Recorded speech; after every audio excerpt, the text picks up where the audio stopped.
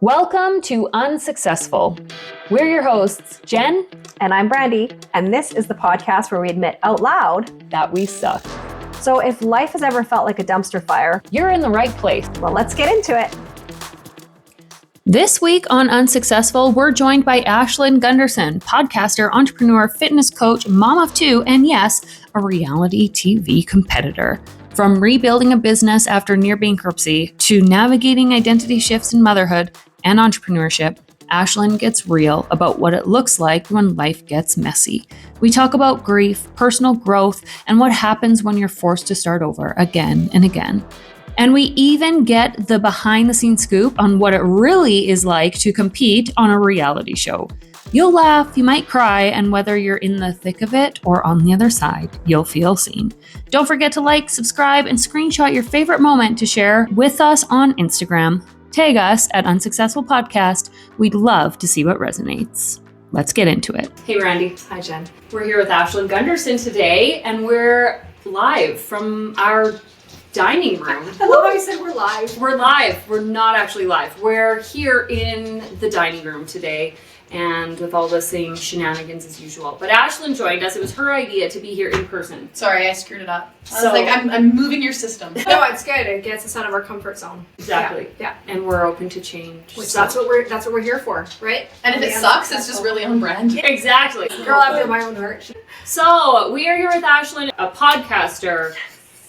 Canada's Ultimate Challenge. Oh, I was on reality TV. You star, Team Okay, I'll take it. Fitness coach and former fitness model. Still yes. Fitness model. I mean, in my own dreams, yes, Yeah. but not professionally. Basically. And I'm not competing since I've had kids. There we go. So I'm in the background right now. So give us your elevator pitch. Oh gosh, my elevator pitch. May have a long ride in that elevator Do it. because I'm a yapper. I guess that's like a good place to start. Is I just love words. So I'm a blogger. I'm a podcaster. I like to write. I like to talk. I always said growing up I was going to be a talk show host, and I'm like, holy shit, because podcast didn't exist then. So this is the closest thing too. I was like a Jenny Jones, Maury Povich kind of. I'm just a lover of all things words. Jerry. Exactly. You are. Ricky Lake. Yeah, anything. Oh, really, I was up for it. Ricky. So now I get to embody them, and so that's what I like to do. I don't usually start by saying I'm a mom, but that is like the number one role in my life. And I'd like to say I'm an entrepreneur, and so that's why I jive with you guys and your business and managing all those things. And I've had highs and lows in business, which also makes me excited to have a conversation today, because I think that's what this is all about.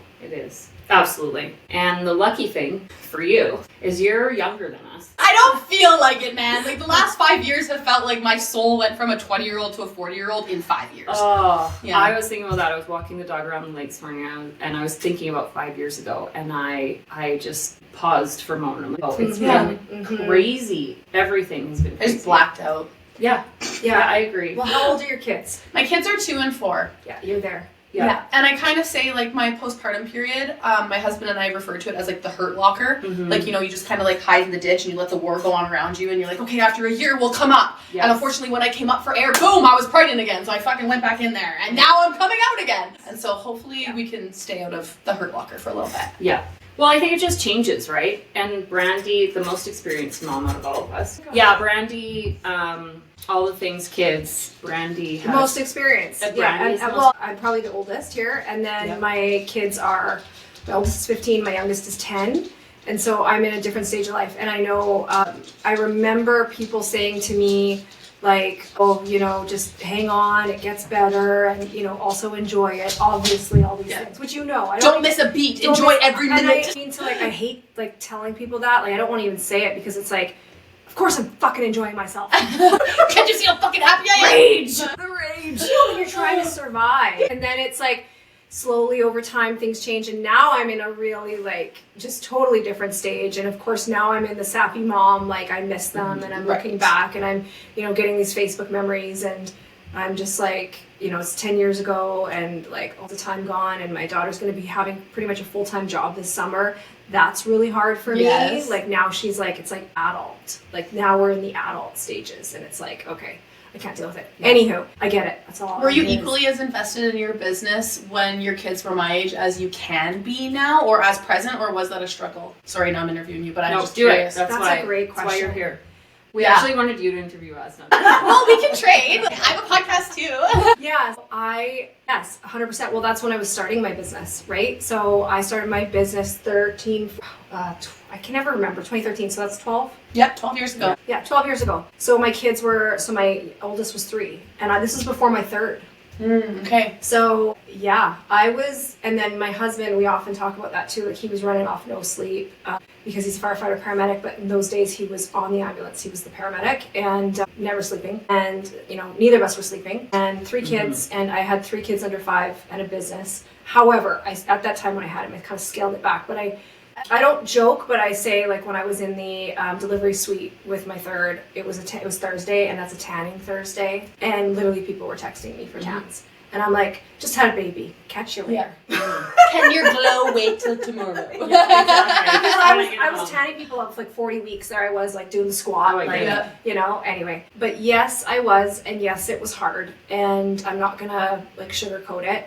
It was a lot of sacrifice. I hear that from people frequently, but I feel like a lot of people in my circle are the people that had the maternity leave. They have their government jobs. I didn't have any of that. And so sometimes part of me is resentful over it, but part of me is very lucky because I also see that not everyone wants to be at home that whole time. And so I was grateful that I came out of postpartum being like, I have to show up for myself. I have to show up for my business. I have to do things. But then that little nurturing part of you was like, well, fuck, I really wish I had that time. And now the time's gone. So I can't even go back and be like, wish you were 1 again. Right?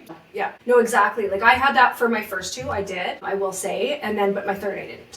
But then now I'm a mom of 3, and it's just absolute chaos. And then my business partner, same thing. Like she had her 2 kids. Like she'd already been in business like 10 years prior to having kids. So we had different experiences, right? Like she met me when I had kids, and then she had no kids, and then and then later on, my kids are older. She's having these kids, and it's like I'm getting to see a different side. Now it's your turn. Yeah. But it's hard, and I think even just like having 2, and I always say that the hardest jump in motherhood for me was the first one obviously tough, right? Mm-hmm. But 1 to 2. Oh yeah. How close in age? 2 years. Okay, yeah, my kids are 18 months apart. Yeah, like it wasn't intentional. I wasn't like, let's just get it all done right now. Yeah, so mine was intentional, even though I wasn't ready. Like I was not ready. Fair. My body, my spirit, my mind, where I wasn't ready. But I just had this, like, I was so on a trajectory of my kids need to be 2 years apart. Like it just was, that was like my, So I made it happen. And, are you and your sister 2 years apart? Yes, we are. Yeah, that makes sense. Yeah. Me and my sister are 5 or 6 years apart. Okay. So I was like, I got fucking time. Yeah. On her first birthday, people were asking me like, so when are you planning the next one? I'm like, don't ask me that till next year. Meanwhile, I was already pregnant, had no idea. Yeah, it was definitely a shock. Yeah. I'll tell you a story. I found out I was pregnant from a phone call from the producers of Amazing Race Canada, because I was supposed to be on that show and I was supposed to be leaving, and then Blakely, my oldest, had a seizure at 11 months old. We were in the hospital being like, can we even leave now? Like, my daughter, did she have a seizure disorder? Did she have epileptic? Was it a febrile seizure? We had no answers. Then my family's like, you're supposed to be gone for 6 weeks with no contact. Like, I don't even know. Can we manage? And then I got a phone call. And it was like, hey, Ashlyn, you failed your medical. And I'm like, I failed my medical. Like, what do you mean? I'm 11 months postpartum. I'm healthy. I'm fit. Healthy. This is what I do. Don't tell me I'm not healthy. And then I'm like, do I have a chronic illness? Like, am I fucking dying? Yeah. And they said, no, you're pregnant. We've never had this happen to someone before, but like your pregnancy test came back positive. And then I went for an ultrasound, and I was almost through the first trimester already. Oh. Yeah. Like 10 and a half, 11 weeks pregnant. And you didn't feel anything though? Like you didn't? I felt, I'm so anxious. I'm so tired. Right. But I had an 11-month-old that had a seizure. So I'm like, that must be why. You're busy. Yeah. Yeah, you're busy. You don't have time for it. Like, it took me 3 years to get pregnant for the first one and like have a successful pregnancy. And then, it was crazy. It just supercharges. I refuse to watch that season of Amazing Race. It's the one where they came to Lethbridge even. Oh. And everyone's telling me, do you know they went to Waterton? Like all your places that you love. Not until Tanner was born, I was like, maybe can I open the PVR? I don't know. Have you tried, can you try again? Like to watch it now? No, or to be on the show? To be on the show. Are they still going? Yes. Yes. Yeah, I think, that's how I ended up getting on Canada's Ultimate Challenge. Exactly the same production team. Yeah. So then I got a message from them being like, hey, you're in this, once you're in the pool, you're in the pool. Yes. And so I was an alternate for Amazing Race pre-COVID, and then it was like, okay, we're recasting, and then bang, bang, bang, boom. Cool. Yeah. So that's kind of how the reality TV thing still came to fruition, but it was a really roundabout way of making it happen. I love it. There could be more for that. Sorry for the beep. Bloop. What was that? That was LinkedIn. Okay. I'm like, people want to connect right now. I'm looking for the red dot on the microphone that says no longer on. That happened last And time. I'm on Do Not Disturb on my computer, but apparently not.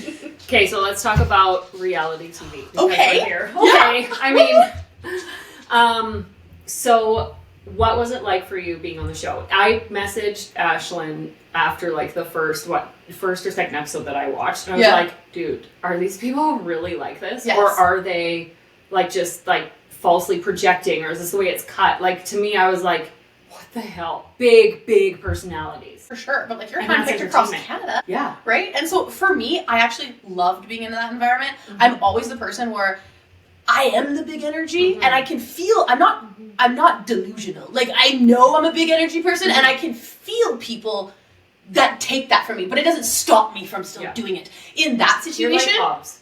yeah, like just keep going. Yeah, just keep going. Like, that's what you are. I'm coming up. Like, I'm good in small doses. You may not want to go on a vacation with me, but I'll give you a really good time for a night, you know, like whatever. So when it came to reality TV, everybody was like that. Yes. So I actually felt like, wow, I can be fully myself and no one's even paying attention to what I'm doing because the personalities around me are 10 times even bigger. And so I liked being in that environment. And honestly, it was quite real. It was quite real. It feels a lot more intense and purposeful when nothing else is around you. And they do that for a purpose, right? Like, I couldn't talk to my kids. I didn't get a FaceTime with my husband. I was completely see that. They don't want, you know, one of the producers told me one day, oh, just so you know, like, I did get a call, like, your daughter Blakely, she got her first bee sting today at daycare. Like, I couldn't talk to them. Already, you're like, oh my God, I should have done that. You know, she's like, don't worry, like, they told us that she got a Happy Meal and everything's fine, but I just wanted to let you know. And I'm like, that's driving me nuts. And I was one of the only parents there. Yeah, I noticed that. So that was really hard. And actually, Steve and you. And Steph. Yeah. But Steph wasn't on my team. Right. And then Steve, not saying like dad's, it's not the same. Steve was kind of on your team. Yeah. Like, maybe not his actions were on my team. The viral video. Yeah. But I actually do really love Steve. But yeah. I've talked some shit about him too, so it's okay. Hey, I'm sure you all have. Yeah. I noticed right away, because we've been in a lot of the same, I mean, we've seen you at events. We've been in a lot of things at the same time, right? Over the years. And you are a big personality. In the show, you were not the big person. No. Like, you were, the way you seemed like the mature, stable one. Oh, thanks. You're like, but usually you're not that bitch. So, like, good for you. You seemed like more reserved, more quiet. It was really interesting for me to watch. And again, I don't know you really, really well, but it was interesting. So I wish I showed up a little bit more fully, though. Yeah. Like, when given the opportunity, there were a couple times where I'm like, I should say something, but you're also on national television, so like, maybe you shouldn't. And I think had I done this in my early 20s, yes, it would have been drastically different. Okay. And a lot of those people are in their early 20s. Yes. And so when they're a mom in their mid-30s, they probably won't say half the shit they did say. Exactly. And that's okay. Yes. But like the people that you either liked or disliked, whatever you saw on the show, I never watched it back and thought him or her at all. It was exactly what I thought and what I got to know. Mm-hmm. So cool. It's really interesting. So if anyone watched, tell us what well, first of all, one question. Yes. And it's a spoiler alert, so if you want to watch it and you haven't watched it, then too bad, because now you're going to know. When did you realize that your team was doomed? Probably at the racetrack. Mm-hmm. Our first task as a team with 3 women, where Steph couldn't do the wheelbarrow, and then Veronica didn't get a run. I was pretty pissed. But did you think that, so what happened is all the teams started off with 2 guys and 2 girls, and Nick and I are watching it, and Nick is like, you've seen him, 6'4" and 40 to 60 pounds. I'm not really sure, but he's big. He's a manly man. He's strong. And as soon as, who was it on your team? Who said? Steve and Gabe. As soon as Steve was off the team and you had 3 girls, Nick's like, they're fucked. Yeah. Well, it's still a physical fitness competition. And there are just things, no matter how strong we are as women, no matter all the stuff we can do, there has to be that balance between physical strength. Yes. And we bring so many other things to the table. And the challenges were obviously strategically built for males and females. But and the Elimination Showdown, if it was anything different, my team would have done drastically better. I was really hoping for a challenge where we could use our brains. It's less physical, Yeah, like, no offense, but like, sure, but like, how about a puzzle or like some fucking math? Like, you watch Survivor, there's a puzzle every single challenge. Like, sure, you can swim, you can climb a rope, but like, that's usually not the breaker at the end. It's who can do the puzzle at the end. So I was hoping for more of those things, and they told me coming on the show, like, we're gonna push you to your ultimate limit. Like, what's the hardest you've ever pushed in your life? And I'm like, home birth.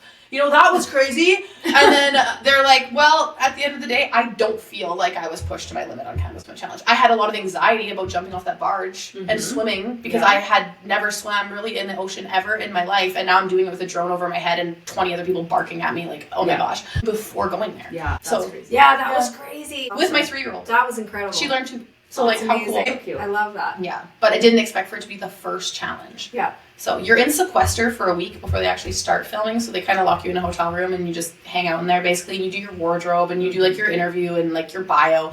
And during that time, producers asked me like, what would be the worst challenge? And of course they can't give you anything, but they're just picking your brain or who would you absolutely not want to be on a team with?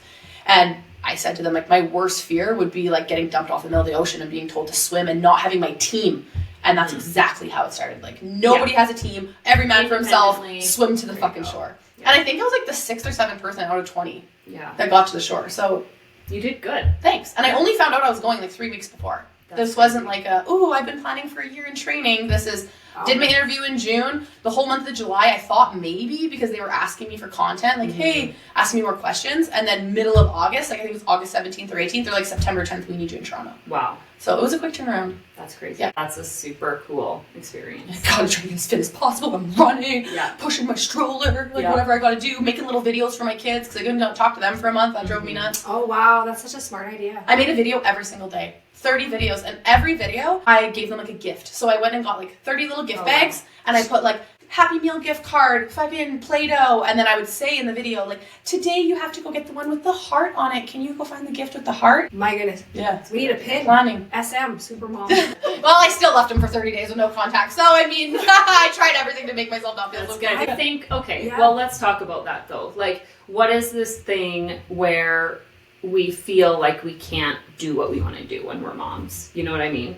And I left my kids for 2 weeks. Oh, it was like 15 days. And I went on a cruise. And I still talk to them and all the things. And I felt guilty because I didn't miss being at home, right? Yeah. And I was that was like at the peak of my burnout and exhaustion and grief from dad dying and all the things, like before I really hit that low point. It was before all of that. And I was like, something's up. The fact that I don't miss the children right now and I'm gone half a world away, that's messed up. Something's going on, right? So it's kind of like, red flag over here. But again, I think I messaged you too after you kind of said this is this cool thing that I did, and I was like, wow, I don't know if I could do it, right? Yeah. 30 days? Yeah. I don't know. Like I've like a week. Like I do like a lot of weeks. Like work trips are usually like a week. I'm gone. And I've done that since the kids were like little. I had never left for more than 2 nights ever. Yeah. But I told myself the whole time, your life is going to be the same when you get home. Yes. You know that your 1-year-old's not going to remember this. And when it came out on TV, my kids were like, superhero training camp. That's what they called it. They thought I was there with a bunch of superheroes and we're all really fit and we're indifferent. Every time they see a green shirt, they're like, Mom, is that a superhero over there? You know, so like, it's fucking cool and it paid dividends in the long run. But at the time, it was really hard. Yeah. Yeah, and I brought pictures because, of course, you don't have tag. I can't be like, here's my life at home. Like, you're meeting these people and you can tell them you're your mom. I could also tell them that I'm fucking whatever I wanted to say I was. Yeah. Like, they couldn't fact check me until the show was done. That's crazy. Right? That's crazy. I'm surprised nobody took advantage of that. I mean, like, whatever, I guess they're... Like showing up and being like... I don't know. You just... Sometimes on these reality shows, I don't know. Like, do they do? If they're like a lawyer or something? Like Love is Blind. Remember that one? This last one, I was watching Love is Blind, and this guy was accused of friending her on Instagram prior to the show. Do you remember that one? And it was you want to talk anything reality TV? I'm on it. Yeah, and they got married and they're happily married. I don't know if still. And, but and I was like, for sure. I thought for sure he did not deserve this. I thought for sure. I still think he did. They dropped it. Yeah, because they fell in love. They're like, fuck, everyone else is quitting the show. We gotta like finish this. So keep these couple on here. Yeah. I can't remember how many. I'm like onto the like Love is Blind Sweden and the UK, so I forget the US one. Yeah, anyway. Love Island's the new one now. Like, but you get 6 episodes a week, so like. It's a part-time fucking job that I keep up with that shit. That's good. Yeah. That's so funny. I must say I have not watched a lot of reality TV lately, so yours... Do you like competition reality? Like physical fitness? Because MTV's The Challenge is like where it's at. Also like Survivor, obviously. It makes you know what? I've talked about what I like to watch, and right now, what I like to read, and I'm just in this phase of like, I'm a story, I like romance novels. Like smut. Yeah. Nick called it smut, and I was like, fuck you, it's not smut. And then I was like, oh, it's smut. I've never read a fiction book in my life. Well, I know. Well, And since, that's, like, Harry that's Potter. where I was at. Like, really? Yeah. And I was so exhausted. And then I just started, like, again, when I was burnt out and just trying to do other things. I had no idea what to do, but needed a distraction. Went to the library and started taking this library and then found these, like, weird little, they're like Nicholas Sparksy. But there's rules. There has to be love. There has to be sex. No one can die. And if they don't end up together at the end, I'm like, What do you mean by like rules? So it's like she needs the happy ending things to story happen. to make her feel yeah, cathartic and I about think, and again, I think we talked about this on a different episode, but where I was talking to another friend of mine whose dad had passed away like about a year before me, and I was telling her these rules. She goes, "Oh, mine's the same, but I'm fantasy." She said, I cannot deal with the emotion of a character in a book dying, like your lead character. Like, I got enough grief. I don't need to read about it. Exactly. Yeah. That's exactly it. So it was a way to like step out of and so I'm still in there. Now I'm starting to step back into some more of the self-help books and that kind of thing again. And which, that's good, because that shows me that my brain's turning back on and starting to fire. And it's coming. Right. You're coming back. Yeah, exactly. No, so usually when it comes to shows or Netflix, we're watching like the Netflix series and stuff like that. So I don't really do it. And Canada's Ultimate Challenge. I know, exactly. Did you finish it? We didn't finish it. I know. It's kind of like our filler, but it's like now that the playoffs are on and the Oilers. Sorry, Canada's Ultimate Challenge. Ashlyn's not on anymore and the Oilers exactly. are on. And Nick actually said that. He said, I didn't think you'd want to watch it anymore now that Ashlyn's not on. I was like, oh yeah, but we should finish it. I actually have been told that I don't know if it's renewing for a fourth season or not. They're not sure. I don't know. We'll see. But I had the winners from Team... Do you want me to tell you? Yeah, tell me. Team Red won. And I had both Mark and Keenan on my podcast. You did. I think we actually did finish it now that you mention it. Yeah, they were like holding the thing on the end. They had to run and put those balls on and then... Yes, we did watch it. Yeah, there you go. We did watch it. The balls. Yeah. The balls kept falling off. So there you go. There you go. I know you can't remember what you've done and what you haven't done. I was like, it's the bridge with the rope, right? No. Yeah. So because this is the podcast that sucks. Yes. And we talk about the things. It's not the podcast that sucks, okay? We talk about the sucky things. Yes. Tell us the suckiest moments in your life. Oh, fuck. Where do we Well, they've start? all happened in the last 5 years, coincidentally.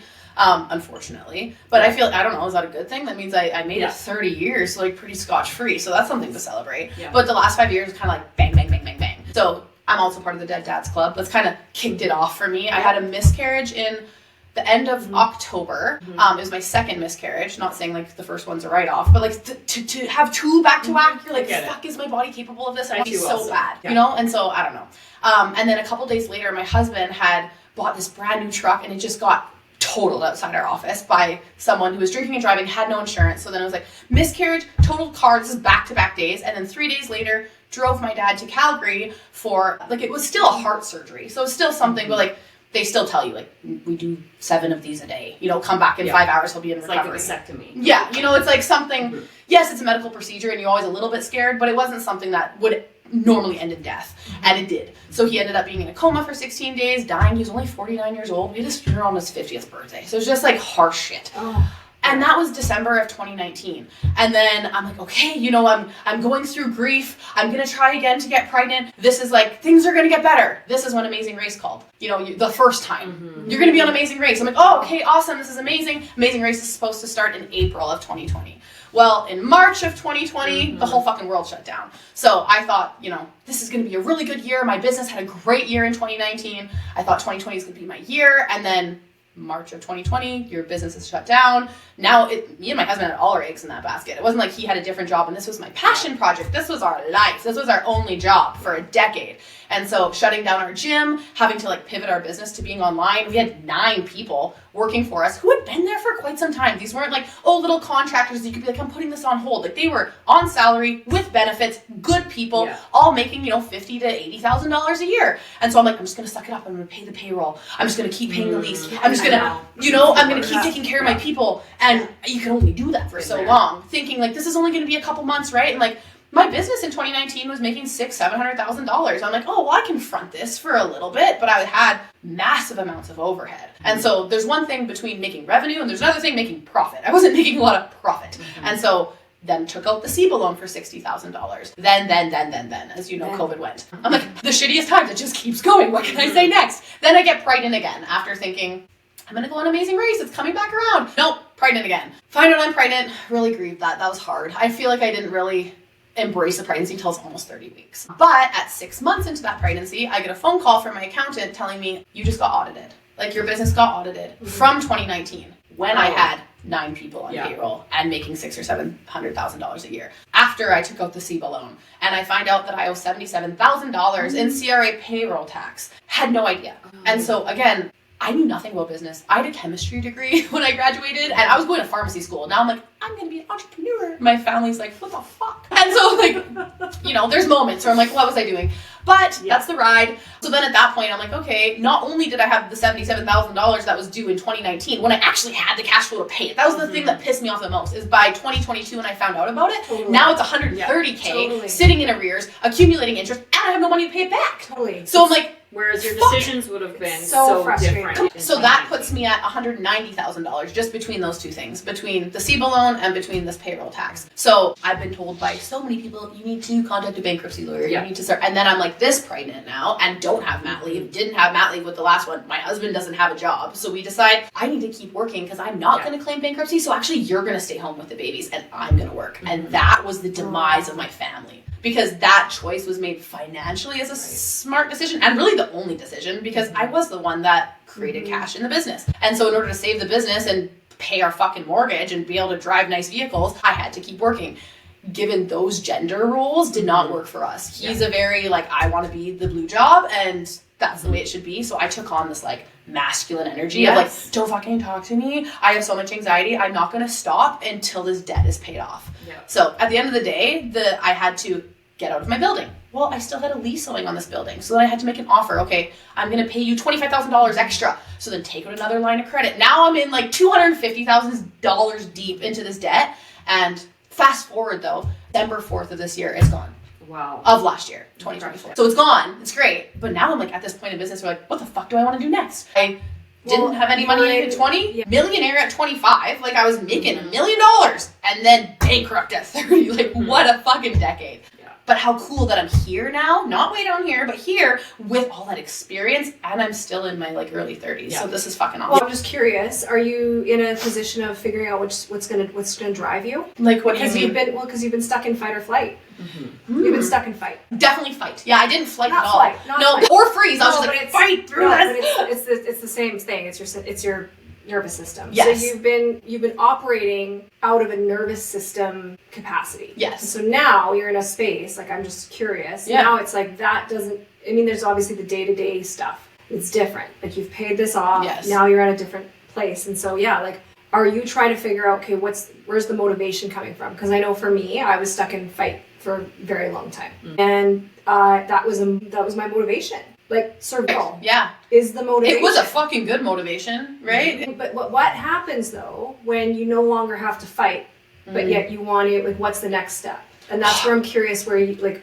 I have an answer. Cultivating creativity again, because you're not trying to be creative. You're not expanding. You're thinking of what can I do to pay this money back. And I really thought once I paid all the money back that everything was going to be great. Yeah, and so that doesn't mean it's not. Business, great. Home life, maybe not so much, because that was the struggle of like, you're in this job, I'm in this job, don't talk to me, I have to focus on my business. And like very proud of myself. I would say paying back that money was probably like the biggest gold star on my resume, even though obviously I created that debt, but paying it off like proved to me my character, proved to me my resiliency, proved to me just like building self-trust in myself. And I feel like when you have moments of that, like that's something no one can take away from you, right? So like, it sucked, but it also was like such a good teacher because now I feel like, well, unless I create another $250,000 of debt, or even if I do, like I fucking did that in 2 years. Yeah. So like I got a whole life ahead of me. What risks can I take now? And so maybe my risk factor has increased a little bit. Yeah, that's interesting too, right? Yeah, your risk exactly. Your tolerance and your for risk is definitely increased too, right? Well, so cultivating creativity. So like, where are you now? Like, what does that look like? Well, I've definitely pivoted my business. Yeah. All of the people that were on payroll, I hire out contractors so that we don't have a payroll tax issue because they're not on payroll. I have one other person on payroll who's my assistant, who is literally like my second brain. I use her for everything. Sometimes to just roll ideas off of, sometimes because I like really need her to help me with a household task for my children, or sometimes I'm just like, can you go to this meeting for me because I trust you and I know that that you'll be able to speak and be me. And so I feel like having someone like that in your business is just such a benefit. And when you find them, don't let them go. Someone who knows your brand, knows your vision, know who, like, you know, and so whatever I can do, I'm like, I need her. So I feel like between me and her and ChatGPT, we can take over the fucking world. Right? I'm like, I don't need 9 employees. I just need one really good one who has a similar vision to me, and then we can find the people and contract out the people who are going to be the best for the job. So, and just being virtual. Like, I always thought I need this like brick and mortar place. I actually, in the middle of COVID, I was listening to this on my own podcast. I was talking about all these times that the universe had my back. And I was buying a building before I knew that I got audited. Okay? And the building happened, it just happened to be, it was $76,000 that I took out of my TFSA. And I have a picture of me outside Scotia with a bank draft. Jeez, go to my building. And then the lawyer called me and said, the lady who's selling you this building can't come to the meeting today because there's this thing called COVID and she has to quarantine. I'm like, what the fuck? I want this building. There's no reason why it shouldn't work for me. Well, thank God. Yeah. I would have been bankrupt. This is so good. You know? This is exactly like the whole point of this podcast, right? Like right here, like that moment really sucked. You had a dream, you know, you were shut down, and it's like, and then now, I mean, that's such a like a perfect, it's an easy thing to look back on and to be like, thank God for that, right? Thank God the universe, you know, whatever it is you believe in, right? Thank God that happened. But there's so many things in our life where it takes us a long time to see the blessing. I'm just getting there with that CRA debt. Because I'm like, there's gonna be no point in my life where I'm gonna think this was okay. It destroyed my business. It broke me down. I just sell everything. Like my bod pod. That was like something I felt like it was so good. I could talk to people with their body composition. It was a good like supplement to my business. That was a great investment. Like I made a boatload of money off that machine, but having to sell it in order to pay off my SEBA, because I got to the end of November, beginning of December, and they say, if you don't pay back that $60,000, it's an extra $20,000. So I'm like, how can I cultivate $40,000 when I'm already $200,000 in debt in the next 4 weeks? What the fuck do I have to sell? And I'm like, I'm going to sell that bod pod, not as a machine, but as a business. Because I have all of the data. I have all of the people, all of their names, all of their tests. And so I just bundled in a package and I sold it for the exact amount I had to pay for the SEBA. Good. Yeah. Well, you gotta do what you gotta do. And they probably made that back now. But in the moment, I needed it. I kept the building to home this machine now. So like, I drop my kids off at daycare and I'm like, where the fuck do I want to go today? Where do I want to work today? Exactly. Not where do I have to work today? And I think that's a blessing too. I can go home, I can go to the cafe, I can go to a co-working space, I can come here in the middle of the day and hang out with you guys. Like, that's awesome. I think that's huge. I think that's actually, as I see people starting their own businesses, and I see so many people who are like, I'm going to get this office space. Why? Oh my God. Like that would be the number one business advice that I would have to anyone starting is like, you don't need an office anymore. And I started Teacup without an office. I bounced around. I just needed a shop. Yeah. And then I got a bigger shop where I had to be. And I didn't really like it because I felt like I had to be there all the time. And then we got the bigger shop. And then you're distracted. Because you're there and then people are wanting to talk to you, you get all the time. Done. No damn work done. Get nothing done. And so then we have a big shop and there's multiple offices because now we have a big team, right? Everyone on payroll. The stories are so like parallel, right? Everyone's there and you have to show up because if you don't show up as the visionary and the owner, then things just start to, I find, falter. And people notice that you're not showing up. And then they kind of create their own little social dynamics, right? The herd mentality, and that happens when you're not there. It's remarkable as to what happens. So now you have all this overhead. You have this big payroll. You have all of these things going on, and you have this building. And now I went back to very similar to what you did. I shut it all down. Yeah. Wow. Shut it all down. So after we did our podcast together and I went on the cruise and I came back and then we pulled the pin. I was done. I literally sent out an email that said, thank you for all your support. Teacup will no longer be. And then a client came back like 3 days after I shut it all down. And he goes, hey, I'm ready to build. And I'm like, shit, I just fired everybody. Yeah. So she just scaled back. Yeah, just scaled back. So then anyway, started working again off the dining room table. You'll see my piles of shit everywhere. This is where it is. So people will often email me and they're like, hey, can I come meet you in person? I'm like, we have a phone call first. Yeah. Always have a phone call first. It was almost going back to like the roots of what it was because when I started Teacup, 3 days before we launched, I found out I was pregnant. So again, first year of business, no idea what I'm doing, pregnant and hormonal as shit. Then the second year was with this little baby, and again, still hormonal as shit. And it was chaos. But it was all done from my kitchen table. So now I'm back to that, and I feel so much better. I started too. I'm like, I started this from my fucking bedroom in my dad's home that I rented from him. Exactly. Like, what am I doing with like thinking? I don't know. I think creating revenue made me feel rich. But in reality, on paper, I was fucking poor. Yeah. So I was making $600,000 or $700,000 a year in my business, but then I had the $100,000 of payroll that I didn't even know existed. Yes. Now, maybe I make $200,000 or $300,000, but I take $100,000 of it back. Way more of a rich life to me. Exactly. That's a great soundbite. I can't wait for that one. Yeah. It's so true. True, because You the get revenue, stuck on this revenue I know, but hamster that's what wheel. they do. That's what they freaking do. They, Who's they? They, Us. everybody out there on the interwebs. No, Yeah. when you have It's true. coaches and all the hustle culture that went on, like, have you noticed a shift from? Again, it might just be my algorithm, and because you're younger, and you're still very ambitious, and you still have a lot to do. Because I we're love like, being called young. we're tired and burnt out. Like, what's driving us to do shit? I need some of this energy. I feel very driven right now, actually, Yeah. like more than ever. So I I feel like I know- have a comeback story now. I want to know. So That's you're good. 35. 33. You're 33. Okay, I knew there was. So I am so interested. Ooh, 7 years, because that 7 years is a very interesting. They say every 7 years you're cycling, right? Okay. So there's like certain cycles that come up and beliefs that come up and just things that naturally happen. It's cool. I like it. Yeah. So in 7 years, I am so interested to know if you also are like, holy shit, I'm tired. Maybe. I know. I hope It'll not. Like, I know. I try to do the things that cultivate the energy, and I Yes. know that, like, inertia, people hate it because I'm a fitness coach, and when I say things, I'm like, well, fuck, because you work out. It's like, but energy creates more energy. Yes. Sitting, you're going to want to fucking sit. When you run, all of a sudden, you're like, oh, I kind of like this. I like running. And it's inertia.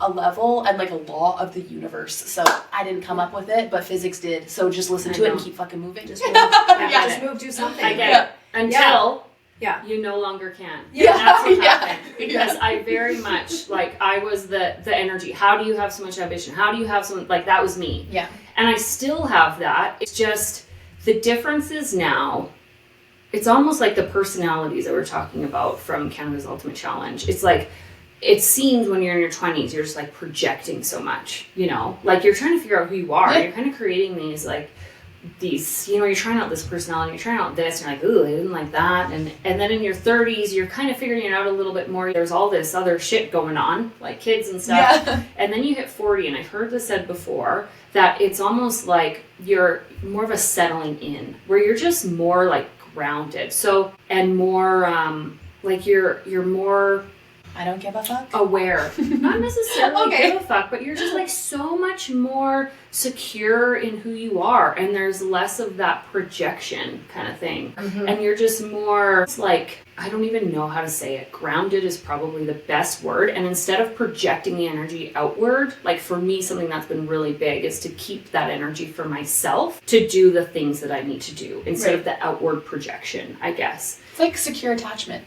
Sometimes it Yeah. takes some time. Yeah. Exactly. You know, like, yeah. I'm securely So I wonder- attached. Yeah, and then you To my see business. that. And then, exactly. And I'm not again, running away, and I'm not like, it's the only thing about me. yes. You know? Yeah. Yeah. Exactly. And the labels, I think it's so funny because the only way that you can really describe things to the general public and people is, hey, this is Ashlyn, and she is a podcaster. This obviously needs to be like, it's important. You know, you're a podcaster. Ashlyn, You're exactly. You're a fitness guru. You do all these things. Like, those are labels after labels after Yes, labels. you're right. And I'm in the stage of my life where I'm like, I don't even know how to label myself. And I think even you said it. You said you checked out my Instagram profile and you're like, this lady builds tiny homes. Where are the tiny homes? And I am so not defined by that. Yeah, that's awesome. It's crazy, Yeah. right? And now I actually have a really hard time when people are like, what do you do? And I'm like, oh, it's so hard to tell people what I Do you like Simon Sinek? do. I love Simon. So he always says, like, you know, start with why. That's his Exactly. thing. So, like, start with Circles. why you like the things, and then your labels come after that. But it takes some time to learn that. So you're not like, I'm Simon Sinek, like New York Times best-selling, #1 podcast. It's like, oh, I'm an optimist, and this is what I do. I like to connect people. exactly. And then I have all of these accolades later. You focus on the character, your Yeah. characteristic traits. But the problem is that generally people that you're talking to don't understand that. No. They want to know what you do. They will communicate to you and about you because At of least what you building do. tiny homes is like tangible. Kind of cool. You know, there's like something physical. They can be like, oh, so like a small home. Yeah. It's a home Versus small like, home. you know, I co-founded a beauty Yes. brand. Huh? Yeah. Yeah, true. E-commerce, Like digital products. marketing. Like beauty products, like sunless tanning, self tanners. I know. Like what? And then I think it's hard because I don't know what it is, like as a beauty brand or two, like it's weird when it's like a physical product, like you can sell on a shelf, yeah, that's what I do. But I do it online. Because they're like, well, where are you located? Well, I'm here and so-and-so's here and that person's over across the world and we're down here, we have a warehouse there, we're manufactured here. Huh? Like, you have to know your audience. You have to know your audience, but I find that it's like there's like a 0.5% audience, and even e-commerce, they're like, huh?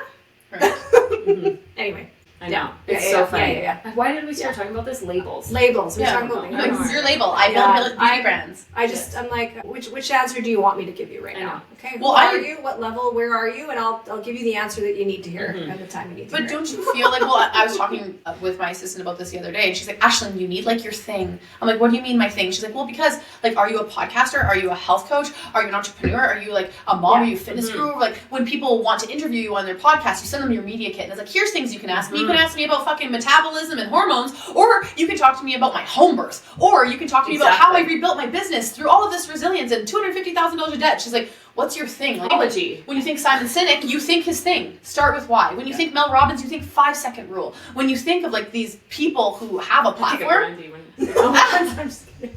When you say what, Mel Robbins? Mel Robbins, yeah. There's a story. Okay. But like, they kind of have like their tagline, their slogan. Exactly. And usually that's because they have a book. Stories. I'm a storyteller. I know. Yeah. And all of them fit together. Yeah, they do. One day, I think that's the other thing too. Like you just you're already doing it. It's just, you just do it. You just do the things that you're passionate about, right? Yeah. And then I'm sure at one point, like, it sticks, but even at then, like, why? Like, why? I'm trying to do that on my podcast. It has no niche. Yeah. Like, what's your podcast about? It's the hardest thing for me. At least you guys, you're like, it's a business podcast about things sucking. About things sucking. Yeah. I'm like, well, it's a really shitty podcast. Yeah. I talk about business, but then I talk about, like, motherhood, and then I did a whole thing in October just about orgasm, so I was like, what? It's all fucking over the place, but every time I get passionate about something, I want to dive into it, and that's my place to do it. The podcast isn't where I go to be like, this is I monetize the podcast, but not to the point where I'm putting all my eggs in that basket. I'm like, the podcast is a passion project, and it's my way to weasel into people's lives that I actually really want to get to know better. And by telling them I have a podcast, all of a sudden I become credible, even though I'm just like, can I just be your friend? That's what I do to you. And you're like, I'll show up. That's why I'm like, I want to come in person. I love it. I love it. So funny. No, it is. It is good. And that's, I was actually surprised too when in your intro on, did they do that? Did they cut it out? No. They made me do podcaster, and then I asked, well, I'm wondering if I could be more of like, can we do like health coach, fitness coach? They're like, no, Ashlyn, everyone here is health and fitness coaches. And I'm like, okay, well, what about like bikini competition coach? That's sexy. Yeah. That's nichey. Yes. And okay, we'll let you do both. So both of my intros are like, hi, my name's Ashlyn Gunderson, and I'm a bikini coach. Like they did get me to do that. And then it's like, when I'm not coaching, I do this. And then they made me reframe and be like, hi, I'm a podcaster. When I'm not podcasting, I'm working on my business. And then they chose that way. Yeah. And they just cut out the bikini coach side. Yeah. They just get you to do both. Yeah. I have a question for you. Ashlyn, we're all located in Lethbridge, Alberta, and I know business on social media, especially on the rise of Facebook. You came a little bit later on the Instagram. I did. Instagram was my fucking shit. Yes, yeah. I remember coming on Instagram. Anyway, that's how we know each other. Yeah. We've been at some other events where we've spoken together, and like Jen says, in similar circles. But what I'm really interested in hearing is a little bit about this term called parasocial. Do you know what a parasocial relationship is? So it's like when just knowing people online? Yeah, well, no, and it's like, and then other people, and the same with the podcast, right? So like you're trying to connect with them, you want to get to know them. Having said that, they know more about you than you do about them, and they know a lot. And so it's interesting that they've come up with this term. It's called a parasocial relationship. I have so many of those. I know. And so it's interesting. I'm super curious. Like, how do you, manage it, deal with it? Like just some stories, interesting ones, if any, of people, that know you. Yeah. And you don't know them. Yeah, that happens all the time. What I find though is a lot of people don't actually like to tell me that until I'm not there again, because it's like awkward to be like, hi, I follow you on Instagram, blah, blah, blah. So they don't say anything, and then they'll message me on Instagram like, hi, I just ran into you at the gym. Da, da, da. And I'm like, oh, well, you're that I wish you would have said something. Because we talk all the time. Exactly. I don't like that. When big things happen and I have big stories to to tell, I actually hold off on them until I've processed them, until I've only talked with like my circle. So like I did a podcast about my daughter's seizures. I did a podcast that went very, very viral in our city. Like I'm talking like almost 50,000 people listen to this podcast, and this is a city of 100,000. So obviously yes, but like it was that time I broke up with a toxic ex on an airplane in Mexico. So I like abandoned my ex-boyfriend. He like retaliated on the airplane. It's a 2-part series, you guys. It's a terrible story. Make that 50,002. Yeah, it's episode 5, okay? Out of 166 episodes on my podcast. Episode 5 and 6, and it still has one of the like top viewing potentials. Cool. But stories like that, I like harbor them, process them myself, and then I'll share them. Especially like my home birth. I was so excited to put that on my podcast because I was bringing my podcast besties along. This is what I want to do. I've talked about this. And then I waited because I remember telling other stories, and I went to a bachelorette party one time, and then this lady sat down with me, other girl, same age as me. We're sitting in the hot tub, and she's talking to me, and I'm telling her like the like shit, deep shit. I'm like, I'm connecting with this woman. Like this is awesome. And then she tells me later, she's like, I know I didn't want to interrupt you, but like I did hear all of that like podcast, and I read your blog, and then I'm like, oh, well I thought I'm telling you the story for the first time and getting into it. You know, I'm like, fuck. I know. You should just stop me. But like, what is she supposed to do? No, bitch, I've heard that. You know, what are they supposed to do? Yeah. But yeah, I definitely have those instances. But I also really like to tell people, like, please say hi, because I'm not an asshole. Totally. You know? Totally. But do you ever, I'm just curious, have you ever had anybody kind of put you on a pedestal? Do people put you on a pedestal? Do you feel that energy at all? I've had people say things. I've had people say things to me. I mean, also, if you have a social platform and you live in a city of 100,000, maybe you'll get like some free shit, or someone will tell you to talk about X, Y, and Z. But I never like Amazon storefront, but I'm not like an affiliate for anything because I don't go hard in the paint for one specific thing. Yeah. You know, maybe that's also something I could brand. But like I don't attach myself to any like product or company. Which, because I'm hoping that in the future I'll have my own product or company. You know? So I'm like, I'm not going to tell you this is the best creatine in the world. I'm going to just tell you should take creatine monohydrate, you should take 5 grams every single fucking day. Everybody listening, you should do that. No, I got to get on my creatine. You got to.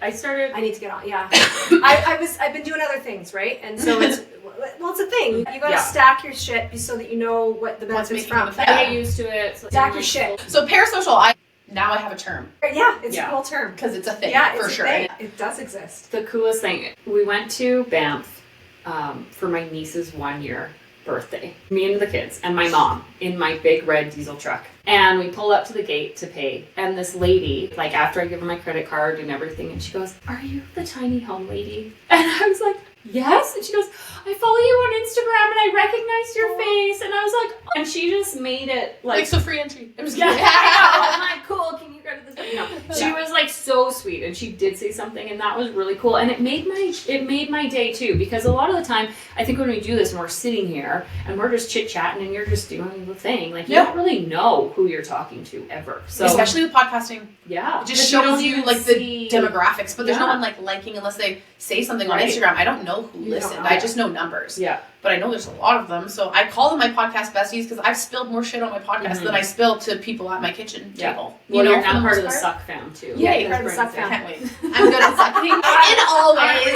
That's on a different episode. Yeah. Orgasm October. Oh, that's awesome. One thing when it comes to parasocial relationships, because now I can use that term, is like, I think just making sure that you know, you're voicing to people even on your online platform, like, if you see me in person, like, come and talk to me. Let's have a real human connection if it's feasible. I feel like that's important too. Absolutely. Yeah, it was so funny. I've had lots of different interactions, like tons. One of the funniest ones was this lady had seen I was at a soccer event with my son. This was quite a few years ago now. And she saw my son playing soccer. Mm-hmm. And this is when I used to share a lot more about my family. Now I have 2 different Instagram accounts. But anyway, she recognized him and then was looking for me. Mm-hmm. And she's not even from here. She's from Calgary. Oh, wow. But did that give you the ick a little? Like, you know, I think, and not that she, like, I wasn't icked out about her at all. Right. Yeah. She was you're just kind of like, oh. Yeah. That's when I was like, that's interesting. So that's when I was like, okay, I'm gonna share more of my family personal and more personal. Even though my youngest is he's a rock star. He's like a YouTuber in the making. Awesome. But not anymore, because now he's, they turn a certain age and then they just don't want to do it anymore. They want to be on camera. But he used to be like my go-to on Instagram. Kids love the camera. But I forgot my phone at the gym. That was an example. And someone clicked the wallpaper and it didn't say my name, it said nothing. It was just a picture of my daughters. Mm-hmm. And they're like, oh, I know that's Ashlyn's phone because I know that's her kids. And I'm like, oh, I didn't like that. Yeah, So, there's just something about it, right? I know, and they're just so cute, and I just love to share because it's such a huge part of me. But then in the same breath, I try to share more of like the back of their head, and then I do have like a close friend story where I post like things that I wouldn't post on my regular Instagram, and then I still feel like I'm active, I'm posting, I feel good about it, I'm sharing. It gives me like the serotonin pump to be proud of my kids, but it's not blasted to everybody. Yes. So absolutely. There's a little bit of discernment there, Yeah, right? exactly. For sure. Yeah. Which I also think changes as you change. Yeah. Or as they change too, right? Yeah. So Ashlyn, quick question. Yeah. What do you attribute your resilience to? If we go like back into like therapy darkness. I I mean, my parents were divorced when I was 4, so grew up in 2 separate families. And then when I was 9, my mom had a baby girl. When I was 10, my dad had a baby boy. When I was 11, my mom had another baby boy. And when I was 12, my dad had another baby boy. So I went from being like the small kid to now being like your big sister. Like you have 4 siblings underneath you and you're 10. You know? And so no one really. My dad got cancer, so that was a big thing. Where it's like now I think of my mom like, God, we lived in a hotel in Calgary because they didn't do radiation in Lethbridge at the time. She had a 2-year-old, a newborn, and then a 10-year-old. So like, of course, the 10-year-old. It's not like, what do you want to do today, Ashlyn? It's just like, can you fucking occupy yourself and can you help? Yeah. And so I moved out when I was 17. My dad was tired of paying my mom like child support, and he's like, well, you're pretty mature. Like, I'll buy you your own house, and great idea, Dad. Yeah. Not great for like me at 17, but great for he's building equity in a home instead of giving my mom money. So it was an awesome idea. And so I think I just was pushed to be more independent, which I'm really thankful for now. Yeah. Because, you know, when you don't have it. I'm not saying like my parents did a bad job, but it was more like, here, take my debit card, go. Like, can someone else take Ashlyn? Like, we want to go to a soccer tournament, but like we don't want to pack up, understand, because I'm living that life and I couldn't fucking imagine having a 10 or 12-year-old right now. Yeah. They're always doing, that's like, all the growth that we've done, and I hope no parents listen to this and think that it is that we're discrediting that. Right. Because I think everyone who is doing that growth knows that our parents did the best that they could do with what they had. For sure. And I always say we're going to fuck up our kids regardless. Yeah. We will do something. We will think that we're doing the best that we can, but even trying to do the best that we can will have some unforeseen consequences. So just like the fine print there on that one. Right. Yeah, and take comfort in that, Ashlyn. You're still gonna fuck up your kids. Exactly. You know what? Maybe those 30 days of gifts really fucks them up. Yeah. You know what? Oil and entitled, get the fuck out of your mom. Go back to superhero training camp. It's true, right? Like you're kind of, and you don't know. You don't know what it's gonna be. Sure. You don't know that moment, you know. And that's the thing too. It's interesting now with my kids being older is that there are those things that come up, and I'm like, that's the thing you're holding on to? No, like. Yes. Oh my God. No. Yeah. Like my 10-year-old with Tag and Ty are the same age, like 2 weeks apart. Oh wow. And same thing. I saw him at school today, by the way. And I was like, Ty, you've grown. He's a lot taller. Anyway, yes, he has grown. Felt like he's just, it's so bizarre as to what they say now, and like doesn't want to be on the camera and doesn't want to have his face on things, and it's like, get away from me, you know. Yeah. So anyway, back to your resilience, and keep going. Well, I just feel like that's what created in terms of like, okay, it's sometimes all you have is yourself, so make sure you're in control of the things you can control. And I was a very, like, academia to me, like I'm not talking, I just rolled my way through university and fucking, I partied my ass off. But I definitely, like, I had a 4.0 GPA in like a time and stress intensive program. Like getting a bachelor's of chemistry is no easy feat, and I know that. And so like I was in there, like research studies, independent studies, I did all the things, I got amazing grades, I was published in an academic journal, like I did all the things. And sometimes I wonder, like, was it worth it for the little stripe that I got on my thing? Yes. Was it worth it for the little with great distinction on my degree? You know, but that's just always been who I am. Because they really wanted that part on Canada's Ultimate. Yeah. They're like podcaster with great distinction. Yeah, right? So like sometimes you wonder, like, can you go all in without going all or nothing? I ask my clients that all the time because they think if I'm not hitting my macros perfect, my protein, and like if I'm not doing everything perfect, then I just won't fucking do it at all. But going all in. Can you go all in? Say that again. Can you go all in without going all or nothing? Without going. Because maybe all in for you looks like 3 workouts a week and managing your kids and making sure you have 20 minutes to yourself and doing 10 minutes of yoga before bed. That's all in. Doesn't mean that Ashlyn told you to do 5 resistance training sessions with 10 HIIT sprints and to eat 130 grams of protein. That doesn't necessarily mean that you have to go all or nothing on certain things. Yeah. I've used that quote a lot this year because it just rings so true to me because I am a black or white person. I go 100% or it doesn't fucking count. Totally. And that's why I think it like resonates with me so much, right? Yes. Yeah. And I think that that's something too, like we've been working on a lot of just together as we've been going through the burnout and the big pivot in life and like what we're changing and what we're doing differently. Like last year, I remember laying on the couch last year because I'm so creative I would get the creative thoughts and I would start. I love to pull triggers. And then I would get exhausted and burnt out because I'd pulled so many triggers and feel like I have to keep doing it. Right. And I would have so many ideas. And I remember so many days last summer laying on that couch over there, looking at the ceiling, crying because I wanted to do so much and I was forcing myself to not. That was the hardest part, was to not pull the triggers because I knew it wasn't serving me. I knew that I was exhausted and I had to stop. And I needed to wait until I was in a place where I was actually like seeing long-term energy instead of just like these 2 or 3 day bursts around ovulation or something like that. Where I'm like, let's do stuff, because then I would be flat out for weeks and I would start it. And it was just, I needed to break the cycle. And in order to break the cycle, I forced myself to full stop. Right. And that was so hard, again, as the all or nothing person. Yeah, right. But that was you going all in, just on something different. Exactly. Yeah. Exactly. Going all in on recovering from being exhausted and the fight or flight and just the world falling apart and not knowing what to do. Grief too, like again, actually processing that. So that was crazy. And are you in a different place now? Like, do you feel like when you get an idea you want to execute, or do you still hum and haw like, ooh? I forced myself to chill out. I forced myself to stop and pause and wait, because actually Nick brought it up. I was looking at this property I wanted to buy, and a year I was like obsessed over it, including last summer. And he's like, you're looking for a project. I'm like, I know, but I like the project and I really want to do the project. And he's like, okay. And so I would like put little things out there. Like I'd see if they'd entertain an offer. Like I'm literally, like I'm talking to the bank, community mortgage, but I didn't go all in on it. So again, I was taking these little steps to see. And then finally, I just like reached out to the right person. They're like, it's a teardown. I'm like, oh, fuck. And so I'm like, I don't want to get 50 grand into this and then see that it needs to be torn down and then have to rebuild, right? So then it was off the table and I was done and I could close that door. But I see these patterns in me doing it. I'm hyper aware of it now in myself, but I'm also okay with my brain doing these little spirals when I'm aware that I'm doing it. At least you recognize that part of yourself, like that self-awareness. Instead like, of not being aware that you're spiraling into like some obsession thing here, right? So, have you guys done like parts work or like IFS work? Yes. No. That's reminding me of that. So I actually at 4:00 today. I do this. Internal family systems, it's called. Oh, therapy. We were talking about it. So like basically you have this part of you that like wants to entertain these projects, but like your soul, your human nature, your divine energy is the one driving the bus, and all these emotions and these parts are going to try to take over your bus, and you're like, no, I hear you. And the way I like to think of parts, this is good. I like how she describes it, because I'm like, I don't know, I'm just in it. I'm just doing the therapy, just kind of in it, and it's very hard. It's hard to conceptualize, but also so simple. It is so simple. It is so simple.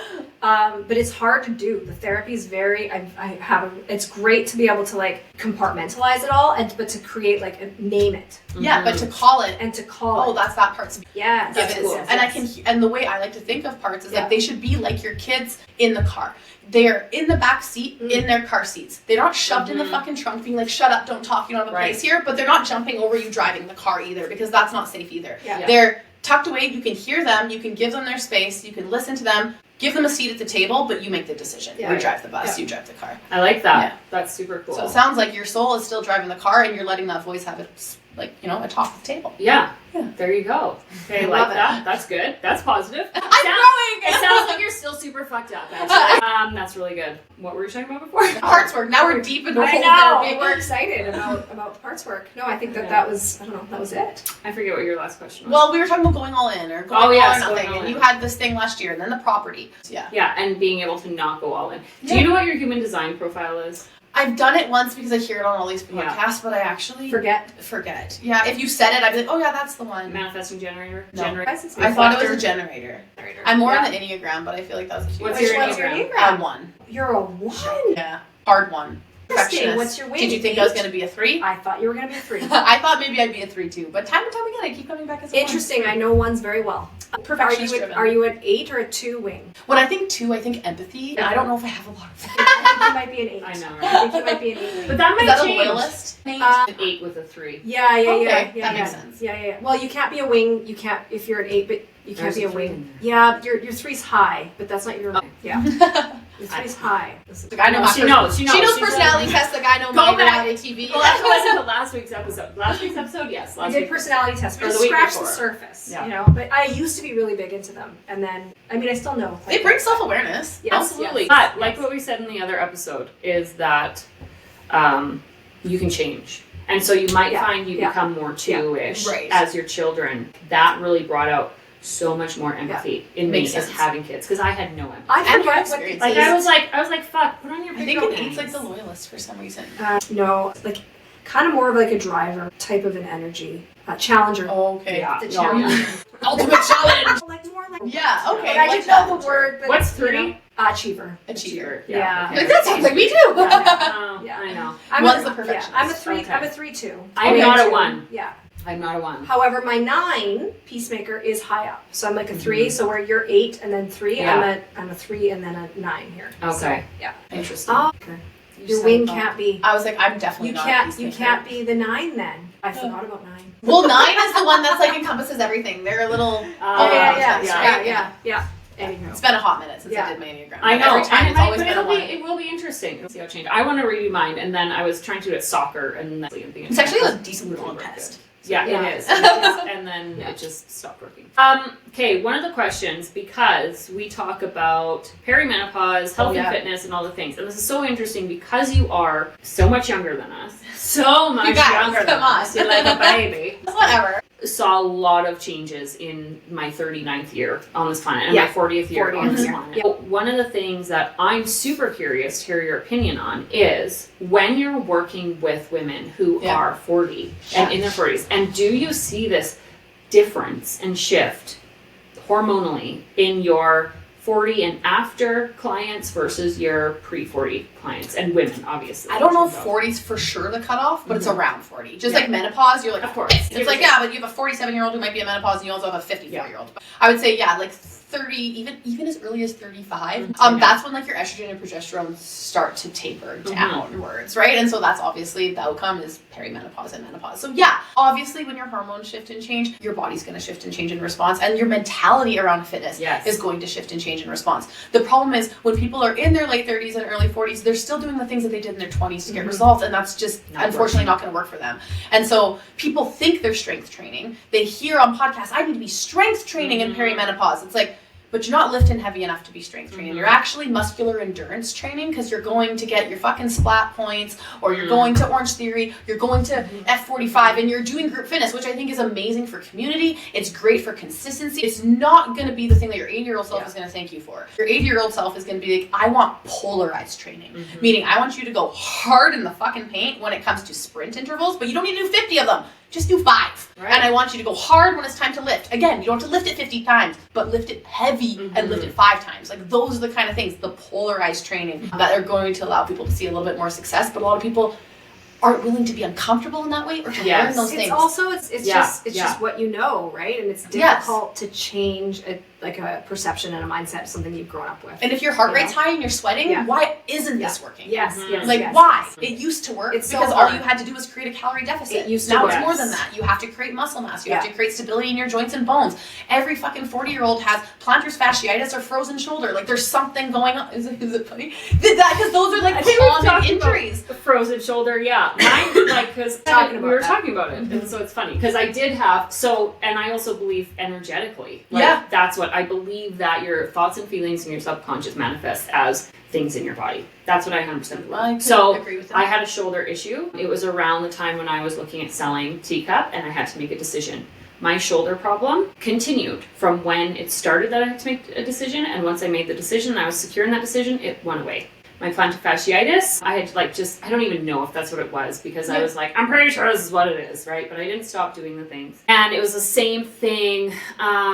I'm not sure if it was when Dad died. It was around, there was this big energetic thing that was going on. And until that went away and stopped, it lingered. And then it went away, the thing went away, and then... Exactly. And you tried to say that, but we like to justify it, right? We like to say it's 40, perimenopause, and we have frozen shoulder and all the things, right? But it's just like, what's emotionally going on at that point in time? And how many people say in their late 30s, early 40s, well, it's just perimenopause, just hormones. They don't even give the alternative. So it's like, well, we are 40 now. Exactly. Or like people who have babies. I deal with this all the time. If I could only get back to where I was before babies. How many people say that to me? I'm at my pre-baby weight. I'm like, that's your goal? To be the same as you were before? Why the fuck did you hire me then? Yeah. Don't you want to be better? Well, I mean, if I can only be like I was before kids. Well, what about better than that? Yes. That's an option that's on the table? Well, fuck, of course it Better is. and different. Yeah, 100%. Right? Like there's an evolution. Yes, but people think better means like, I'll never be that light again. I'll never fit in those jeans again. It's like, yeah, you might not, but you might. And you might actually just be an overall better human being. Yeah, and more fit. Yeah. Right? Definitely more fit. Definitely more fit. Yeah. Like, oh no, I can totally appreciate that. Having that bod pod for 10 years, it definitely showed me that size had nothing to do with it. I love data. Every single day I went through Will those. you buy another bod pod? If I have an office. Right? Because where am I going to put it? Like, come to my garage. You can do a cold plunge, a sauna, and set up my own fucking wellness center. I don't know. I was like, wait, possible, Ashlyn. yeah, I could hire a builder, get me like a nice area. I do manifest maybe one day having like an area where I would have like an office. You never know. I mean, things might come your way. Like, it could be something really like out there, like something totally like you never even expected. There's probably going to be new tech by the time I'm looking for something. Yeah. But yeah, a bod pod. What it allowed me, well, I'll explain to you guys. Oh, we have a camera. This is exciting. Usually I'm like doing things with my hands and I'm trying to verbalize and people can't see. So this started when I was working with kids because I took over the health and conditioning kind of role for the cheerleading company in Lethbridge like a handful of years ago. So of course I'm working with young girls who are between the ages of like 7 to like 16. And I tried to explain to them the difference between like health and weight, and that's a hard concept. So I had this marshmallow, this bag of marshmallows, and I had a food scale. And I took the marshmallow out and I put a little smiley face and I was like, everybody, meet Mr. Marshmallow. Look at Mr. Marshmallow. He's not feeling very good in his skin right now, so he came to me. He really wants to get fit and healthy, and so I'm encouraging him, and then I'll take the marshmallow in my hands and I'll be like, he can touch his toes now. He's starting to work on his range of motion. I wouldn't say this to kids, but I say it to adults. His sex drive has increased. He's all these like things that are starting to get better for him. He's losing weight. He's fitting in jeans that he's never fit in before. And then I have this marshmallow and it's like this big. Yeah. And I'm like, how much do you think Mr. Marshmallow weighs now? And when he was big and fluffy, he weighed 0.4 grams. And when he's a quarter of his size, he still does. And so that's the explanation of like, doesn't matter if you're big and fluffy or if you're small and dense. The weight is arbitrary. It's just a representation of like your gravitational pull, but like how do you want to look? What's your composition? So this little muscular, excited guy, he might get on that scale and then give up. You're like, what the fuck are you doing? Look at yourself. That happens all the time. And so I like to have data to show people because I get that feedback. You know, I'm doing the summer shred right now and I don't have a bod pod. So people are either saying I'm seeing so much success because of the scale or I'm not seeing that much success because of the scale, which I hate because I can't even rationalize it because some people don't weigh less but they look 10 times better or feel 10 times better. And some people way less, but you're like, what the fuck? Yeah. You look the same. Hubs is doing Ashlyn Shred. Oh, yes. And he is doing awesome. Like, I can even hug him and I can feel the difference. But he is like, the scale is not changing. Are you kidding? Look at this. Like, so I'm taking his pictures and I'm like, there's an entire part of you gone now. And like your biceps are showing and like your back looks really nice. Right? And all the things. Yeah, he's doing so good. But the scale's not changing for him. And I think especially for us who grew up in the 80s and 90s, that was a big thing. And Weight Watchers scale is scale. Yeah. It's a mindset for me. And I'm aware of this. And Yeah. it's even like, oh, I wonder what I weigh. I'm like, no. Do you guys have a scale? Like, I don't know a scale. Yeah. Yeah, we have a scale. I don't. It's supposed to measure your body composition, but it's like, again, it was probably like $80 from Walmart. But it's still good to track trends. I would say when you have those home scales, like maybe it's not the same as the DEXA, but it's going to be different than it is in 4 weeks from now. So you'll know, is it more or is it less? Yeah. Right there, you kind of just have an answer of at least a trend. Yes. Yeah. So nice. It's so nice now that I think Gen Z is stepping out of that and they're not so hyper fixated on it. Like the body confidence that you see out there now is awesome. Women in their 50s and 60s, I have the hardest time trying to empower them to lift weights and build muscle. Like that is so hard. Yeah. And they're in their ways of like, this is what I like to eat. This is what I like to do. I need it to be low fat. You're like, you mean high sugar? They're like, no, low fat. I'm like, no, you mean high sugar. Yes. You know, now sugar's the culprit. Sugar is the culprit. Yeah. Exactly. For sure. Yeah. This has been amazing. Yeah. And thank you for coming on. Thanks, Ashlyn. Thanks for having me at your house, even though I invited myself over. Thanks for joining us on Unsuccessful, the podcast where we suck. And so do you. That's okay. And me. I suck too. See you next time. Thanks for tuning in to this week's episode of Unsuccessful. You can catch the video version of these chats over on YouTube, but just don't forget to like, subscribe, and follow along wherever you get your podcasts so you never miss a beat. Thank you again for joining us on Unsuccessful, the podcast where we help you suck just a little bit less. See you next time.